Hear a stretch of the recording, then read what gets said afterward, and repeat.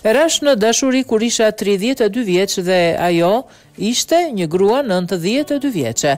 Një burr ra në dashuri me një grua 60 vjet më të madhe dhe ka treguar se sa speciale ka qenë marrëdhënia mes tyre. Gjithçka nisi në vitin 2007 kur Gregor Collins ishte 32 vjeç. Ai u regjistrua për të bërë një intervistë si kujdestar për 92 vjeçaren Maria Altman. Intervista u bë në Los Angeles, por ai nuk e dinte se ajo do t'i transformonte jetën. Ai u dashurua me gruan austriake që i kishte mbijetuar holokaustit. Ajo ishte elegante, por edhe si një fëmijë. Kishte kuriozitet për gjithçka. Miqt më mbështetën në këtë lidhje. 4 vjet më vonë, ajo ndroi jetë në shtatë 2011. Shkrimtari dhe aktori Collins thot se ishte krah saj kur dha frymën e fundit. Ajo ishte dashuria ime më e madhe, që kur e kam takuar kam bërë punën kreative më të mirë në jetë.